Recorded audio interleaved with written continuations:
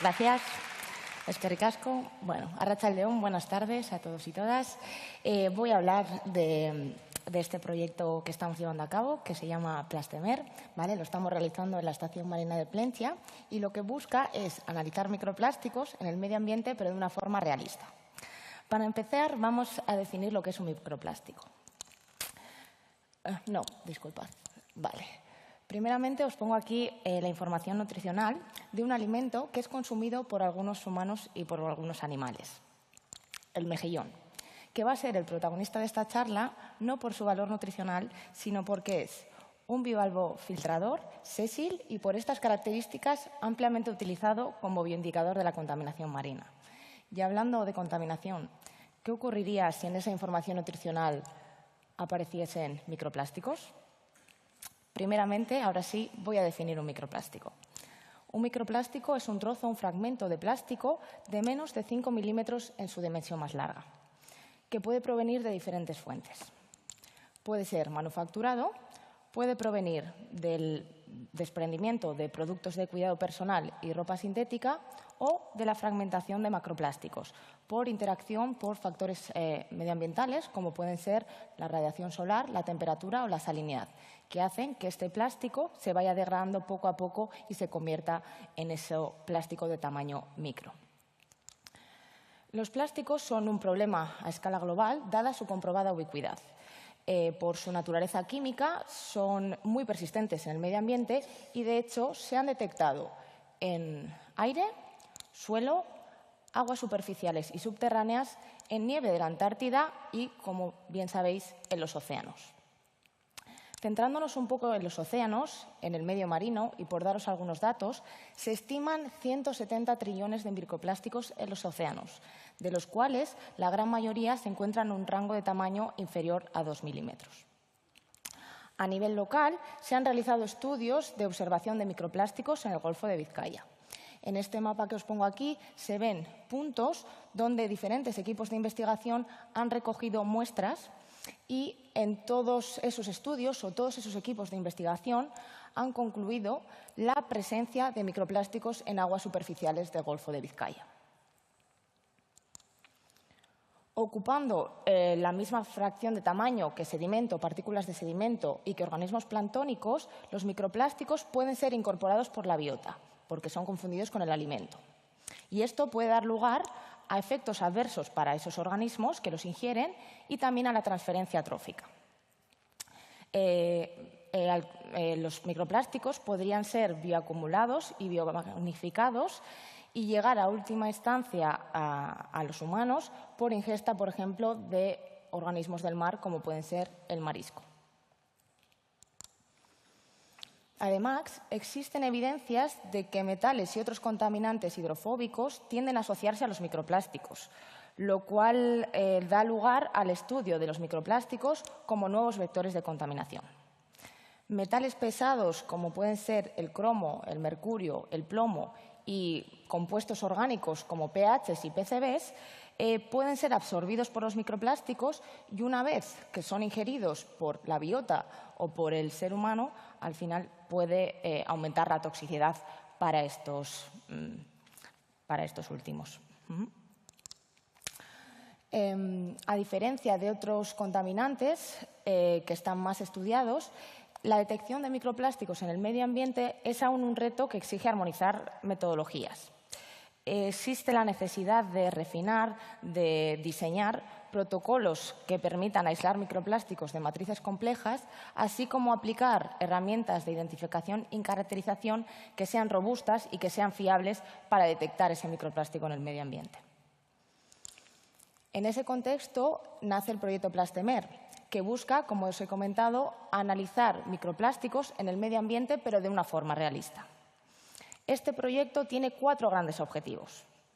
El primero sería estudiar abundancias y la caracterización de microplásticos en diferentes compartimentos ambientales de la Reserva de la Biosfera de Urdaibai.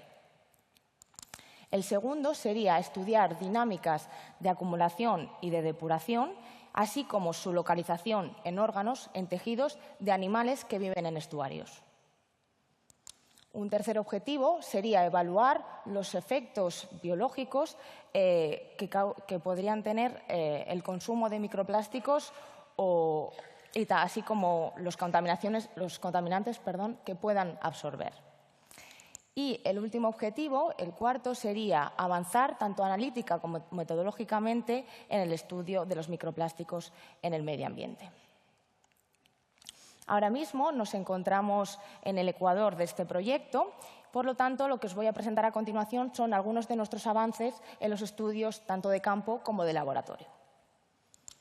Voy a empezar presentándoos los estudios de campo. Lo que hemos hecho hasta el momento ha sido un programa de monitoreo en el estuario de Urdaibai en el periodo julio 2022-julio 2023, siendo el objetivo detectar microplásticos en este estuario. Se han seleccionado 6 puntos de muestreo a lo largo del estuario, donde se han recogido muestras de agua, de sedimento y de biota. Dentro de la biota hemos recogido ostras, cangrejos, quisquillas, poliquetos, que son unas gusanas que viven en el sedimento, y mejillones. Concretamente, los mejillones se han recogido en los puntos de Chacharramendi y Tejera, estando Chacharramendi en la boca del estuario y Tejera un poco más adentro. Con estas muestras hemos realizado un procesamiento que consiste en una digestión para eliminar la materia orgánica y una filtración para aislar esos microplásticos y tenerlos retenidos en unos filtros metálicos y de fibra de vidrio. Una vez que tenemos esos filtros, con esas partículas retenidas, hemos realizado una identificación visual con una lupa y una identificación mediante espectroscopía Raman, que nos permite determinar cuál es el polímero o la naturaleza polimérica de esas partículas que hemos encontrado. Aquí, en estas fotos, son unos filtros metálicos vistos bajo la lupa, donde podemos encontrar partículas con forma de fragmento, de fibra y de diferentes colores. Por lo tanto, podríamos considerar todas ellas potenciales microplásticos en los mejillones.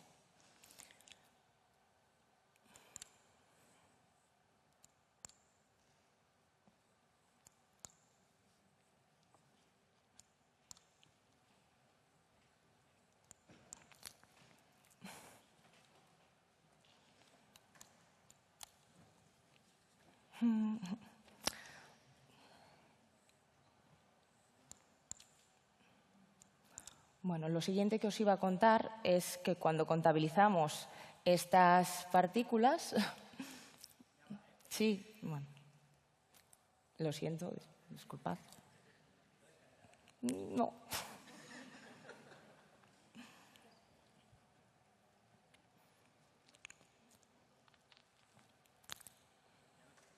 ¿Sí? Ahora sí, vale, es que ricasco.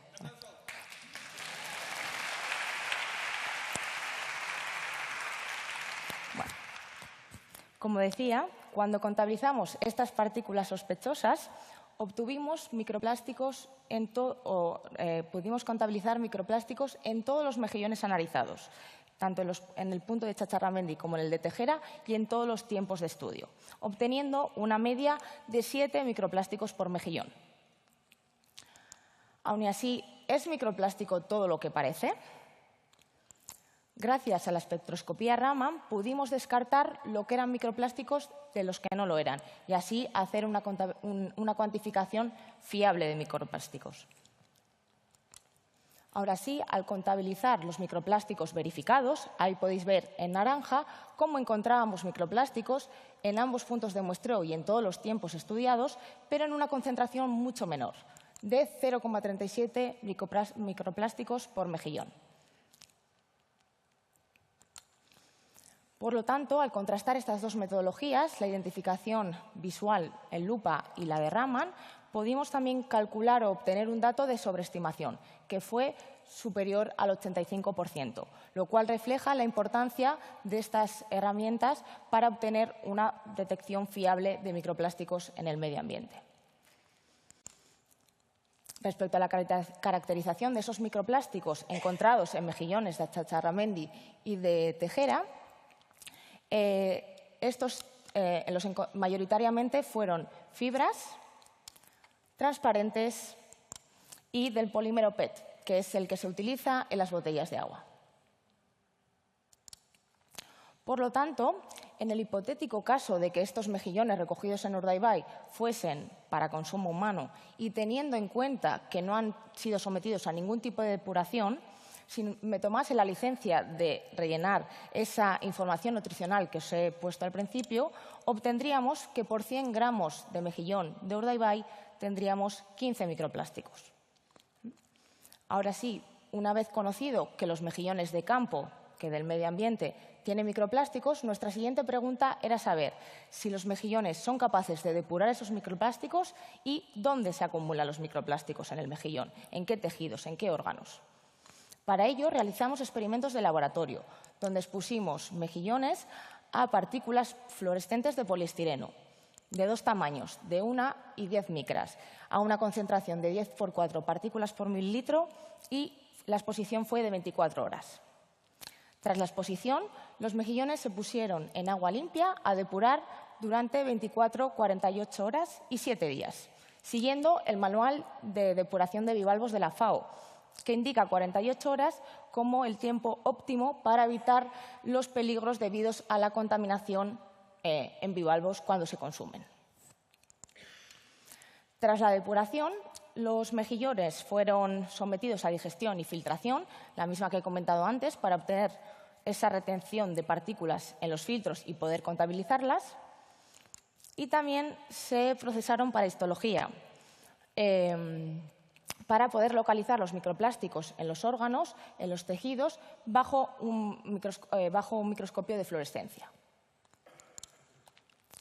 La cuantificación de microplásticos nos indicó que una depuración del 99% de las partículas tras 7 días, pero aún así, tras 48 y 7 días de depuración, aún contabilizamos microplásticos en los mejillones, lo cual también tiene relación con las concentraciones utilizadas en este estudio,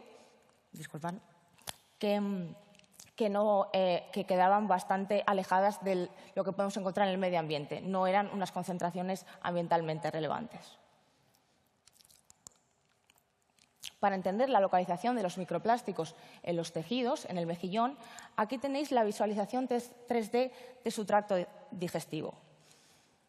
Con cierta similitud al de los humanos, guardando las distancias, este tracto digestivo tiene boca, estómago con una glándula digestiva, un intestino y un ano. Si viésemos estos órganos bajo un microscopio óptico, veríamos estas estructuras. Unas estructuras formadas por una cavidad rodeada por unos epitelios, tejido, que a su vez está conformado por células que pueden realizar digestión intracelular y extracelular. Si vemos, al mirar estos órganos con un microscopio de fluorescencia, pudimos detectar esas partículas en los 3 órganos, en el estómago, en la glándula digestiva y en el intestino.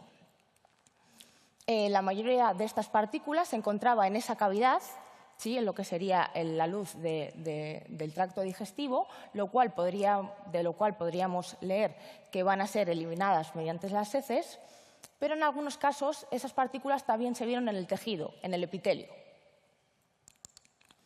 En los casos en los que localizamos el microplástico en el tejido, la duda que nos surgió es si esos microplásticos tienen la capacidad de atravesar barreras biológicas y de internalizarse en los tejidos, ya que esto tendría efectos adversos para los organismos. Para darle respuesta a esta pregunta, utilizamos una tecnología analítica innovadora, que es el Raman 3D. Es una herramienta que combina un escaneo estratificado en la muestra y unos algoritmos quimiométricos que permiten detectar el espectro del plástico en esos estratos. Gracias a esta técnica, al Raman 3D o Raman volumétrico, pudimos confirmar la presencia de microplásticos de una micra en tejido digestivo de mejillón. En este vídeo o en esta animación, en rojo veis lo que sería el tejido, el epitelio del mejillón, lo que rodea esa cavidad. y en él, ahí incrustados, se pueden ver esas partículas, esos microplásticos en verde, lo que nos indica que esas partículas, esos microplásticos, están internalizados en los tejidos y en las células. Esta tecnología o estas herramientas también han sido muy útiles para descartar contaminación por microplásticos. En este ejemplo que os pongo aquí, es un tejido de mejillón en el que partículas de poliestireno estaban en la superficie del tejido. Gracias a este mapeo estratificado podemos ver que las partículas están en las capas superiores y, por lo tanto, podemos descartar que hayan sido internalizadas por células y epitelios y, por lo tanto, vamos a decir, descartar falsos positivos. Una vez conocido cuál es el comportamiento de los microplásticos en los mejillones, el siguiente paso o el siguiente salto que quisimos dar fue la de comprender el comportamiento de los microplásticos a nivel de ecosistema.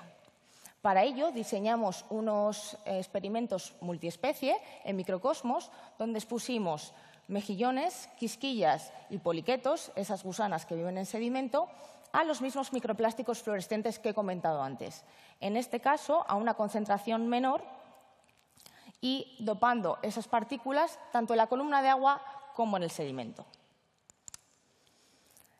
El tiempo de exposición y la depuración en este caso también varía un poco de los experimentos anteriores, ya que alargamos ese tiempo de depuración hasta 15 días. Por dar algunas pinceladas de los resultados, las 3 especies que fueron expuestas a microplásticos acumularon microplásticos, siendo los mejillones los organismos que más acumularon, que acumularon un 72%, seguido de las quisquillas y, por último, los poliquetos. En esas micrografías que tenéis ahí, ¿vale?, se pueden distinguir las partículas en un microscopio de fluorescencia, en verde, encontrándose en los 3 organismos en el tracto digestivo. Tras la depuración, tras mantener esos organismos durante 15 días en agua limpia, los mejillones eliminaron el 90% de las partículas que habían internalizado en el sistema. En cambio, ninguna de las 3 especies fue capaz de eliminar por completo los microplásticos que habían incorporado. Gracias a estos experimentos y a estos estudios hemos podido realizar unos modelos de transferencia de microplásticos entre los diferentes compartimentos ambientales, que de una forma resumida nos vendrían a decir que los mejillones, por su carácter filtrador, acumularían microplásticos que luego podrían ser eliminados mediante las heces y ser depositados en el sedimento.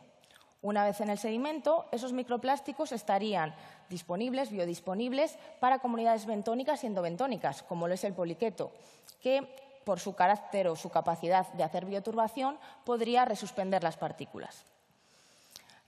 A su vez, la quisquilla tendría el rol de transferir esas partículas a lo largo de la columna de agua, dada su capacidad de movimiento. Por lo tanto, este tipo de experimentos, de estudios, nos permite o nos ofrece una aproximación más realista de lo que pasa con los microplásticos en los ecosistemas, donde se ha visto reflejado un papel fundamental de la biota en todo ese flujo y esa transferencia de microplásticos. A modo de conclusiones, en lo que llevamos de momento de proyecto, podemos decir que hay una necesidad de utilizar métodos analíticos fiables para detectar microplásticos en el medio ambiente, que utilizando estos métodos hemos detectado microplásticos en mejillones de Urdaibai de una forma fiable, siendo estos microplásticos mayoritariamente fibras transparentes del material PET. En experimentos de laboratorio hemos visto que los mejillones y el resto de especies testeadas, como quisquillas y poliquetos, acumulan microplásticos hasta 7 días después de su exposición. Y, por último, hemos visto también que esos microplásticos que son ingeridos y que, vamos a decir, atraviesan ese tracto digestivo, son capaces de atravesar barreras biológicas e internalizarse en los tejidos. Ahora mismo, en marcha, estamos trabajando en la evaluación de los efectos biológicos de estos microplásticos y también de los contaminantes que pueden ser absorbidos por los microplásticos. Y, bueno, estamos ahora trabajando en estos experimentos. Y nada, simplemente ya para ir acabando, comentaros que este proyecto apuesta por una visión, por un enfoque One Health, una salud que abarca la salud de los ecosistemas, de los animales y de las personas, y también apuesta por unos mejillones libres de plástico. Agradecer a las investigadoras e investigadores del proyecto Plastemer, así como del proyecto El Cartec 2022. También a los miembros del Grupo Consolidado CEBET Plus y IBEA, y también a los miembros del PIE UPVHU. Y gracias, por supuesto, a vosotros y vosotras por vuestra atención.